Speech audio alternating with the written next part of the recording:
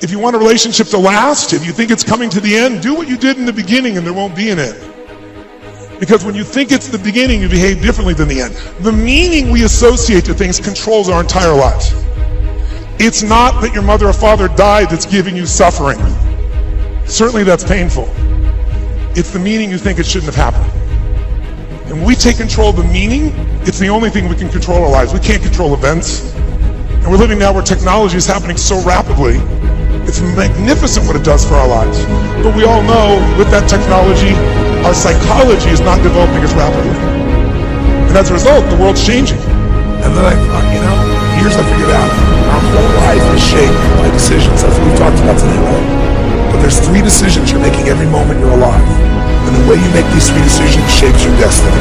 First decision we're all making every moment is, what are you going to focus on? What are you going to focus on?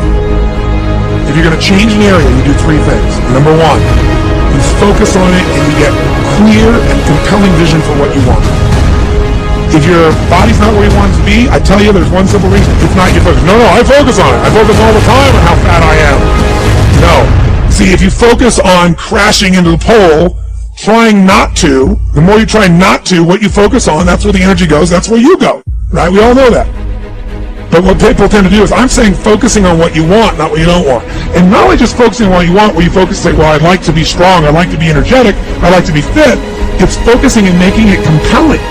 You can't just focus on it. You got to create a clear and compelling future in that area that will pull you towards it, so you're not trying to push yourself. If there's an area you're not improving in, think of 3 pillars, if you would. Pillar 1 is, get focused and clear. What's compelling? Where are you? Really, and don't lie, where do you want to be? And make it so compelling you can't help it. When you wake up in the morning, you want to transform this area of your life. In people's lives, there's only maybe half a dozen, 7, 8 categories that really matter. Most people, they major in minor things. They focus on stuff that doesn't matter. They know more about this celebrity going in and out of rehab than they do about their own personal development. But I look at, if you look at your body, without that, everything else is out the door. You don't want to be richest man in the graveyard. That's not going to do it. If there's energy, if there's vitality, if there's strength, it's going to show up in your relationship. It's going to show up in your business, show up in your life. That's it. You got to master. You can't dabble. It's too important. Emotions are everything. I mean, you got a ton of money, everybody loves you, and your primary emotions are pissed off and frustrated, then your life's pissed off and frustrated. It doesn't matter if you got $1 billion or 1 million people loving you. Your life is not great. Relationships, intimate relationships especially. It's where the most juice in life comes from. It's where the most pain comes from most people. It's worth mastering instead of dabbling. Really looking at what are you going to do with your time and mastering your time. Instead of having a checklist, you cross it all off. You can mistake movement for achievement. I want to squeeze out that time that matters, that creates value for me and for everyone I care about and love. What about your career or your business and the mastery of that instead of dabbling? Most businesses are dabblers. That's why they don't make it. 96%, in any 10-year period of time, 4% make it. That doesn't even mean they're profitable. And it does not mean they're enjoying themselves, all right? Or they're getting anybody else to feel good. Really mastering money so that it's not a question in your life. You can do and be and give and share as much as you want. You're not stressed about it. You live in a place of abundance. And then spiritually, really, I think, now, I don't tell people what to believe spiritually, but I believe that ultimately, whatever you believe, you got to live it, and it should lead to growing and giving. Change is inevitable. Change is also the principle of life. That means everything that is alive will change. And even things that are not alive will change. A lady came to me, she says, I came to the Bahamas for the last 10 years and I missed 4 years. And I came here this past month and everything is different. The airport is new, she said. What happened to the old airport, she says. In other words, even the things not alive are changing. The way the river runs down the mountain is wearing away the mountain. You go back to that mountain 10 years later and the river is wider. Change is in creation. It's part of life. So here is the question then. Ecclesiastes chapter 3. It says, to everything there is a season, and to every purpose under heaven there is a time for it. To everything there's a season. How many things have a season? Everything. This is one of the best news I ever got in my life. When I understood this, I was a teenager, and it changed my life. When I understood that everything is a season, let me tell you why. If you're having a bad time right now, it cannot last. If you cannot find a job right now, that is only a season. If your business is going in the wrong direction, it's a seasonal slide. If nobody wants to marry you, that's only a season. There's gonna come a season when everybody want to marry you. You got choices. If you have no money right now, the good news is I am seasonally broke. Tell your neighbor, it's only for a time. That's the good news. That's why we are always reminded, never make a permanent decision in a temporary problem. Great stories are patterns of adaptive behavior. They're representations of patterns of adaptive behavior. And they work at multiple levels of, that's called, I don't know how to pronounce it. I've only read it, polysemy, P-O-L-Y-S-E-M-Y.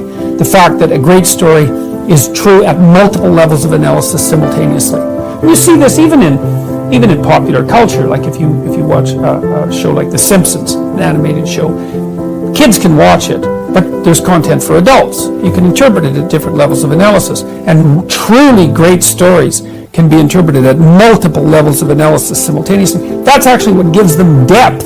So when you say a story is deep, well, here's a meaning. Oh, look, here's another. Oh, look, here's another one.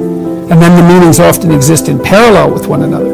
And great stories, and the really archetypal stories are like that. The story of Moses, for example, that's an archetypal story.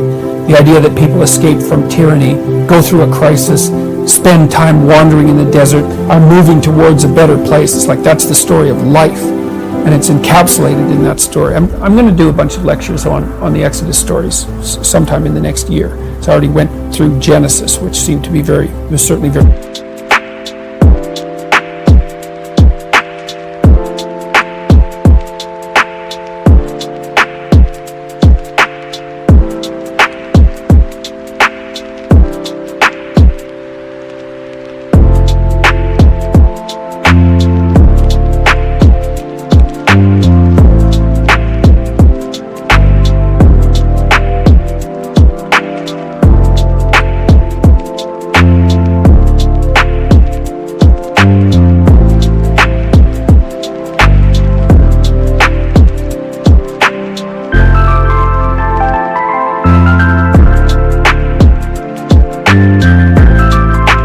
useful for me, and lots of people seem to like it. You will never learn from people if we always tap dance around the truth. Everything I didn't want to do is what got me to where I'm at today. What if I can become someone that no one thinks I can be? And just me talking about that, I have the hair going up on my arms. It doesn't go from like one morning this way, next morning I wake up and presto, 5 steps to greatness. No, it ain't that, brother. You read my book, this is hard work. It's every day, like right now. I had to be honest with you, man. I'm even shaking right now being on this show. I'm a big time introvert. How you address it is you face it. You face it every day. You face it every single day of your life. Where you say, okay, like if you're fat, you need to lose weight. It's patience. It's patience in this fact of accepting who you are right now. I'm fat, I don't like myself. Accepting the fact that if you lose 3 or 4 pounds, that's a huge accomplishment. You have to live in your own world. You cannot judge yourself. That's why social media and all these things are horrible. You can't judge yourself off of the so-called competition that we have made up in our mind. The things that how people look, how people act, how smart someone is. This is a race that you run completely alone. And you're all by yourself.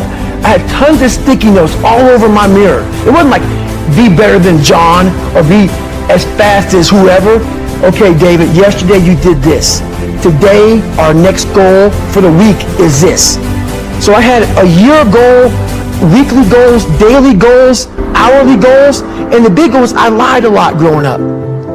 I wanted to be accepted. One goal was, let's go one day without lying. Let's go one day, and then when I would lie to somebody, I would say, hey man, now I had to go back now and apologize. Hey man, I lied to you. You know how hard it is to go back to somebody and say, I lied to you? Hey man, you know what? Back there, I lied to you, dude.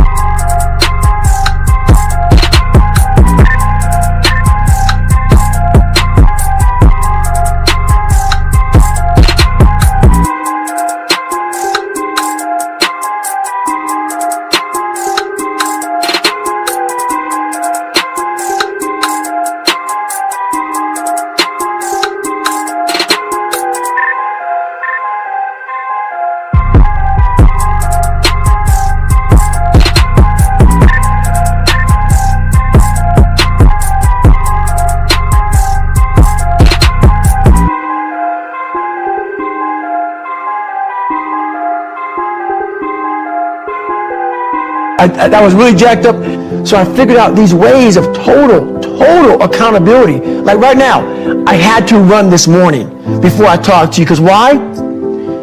That's what I'm about. I'm about mind, body, fitness. A lot of folks talk so much about, hey, I'm going to change your life. I'm going to do this, I'm going to do that. Are you accountable for what you're doing? Are you accountable, and I mean to the T, for what you're saying? I am. And that's where it started. It started with that total accountability of, let's not lie today. Let's tell people the truth about who you are. And when you can get on and tell someone, like I'm doing right now, exactly how f***ed up you are, that's the goal in life.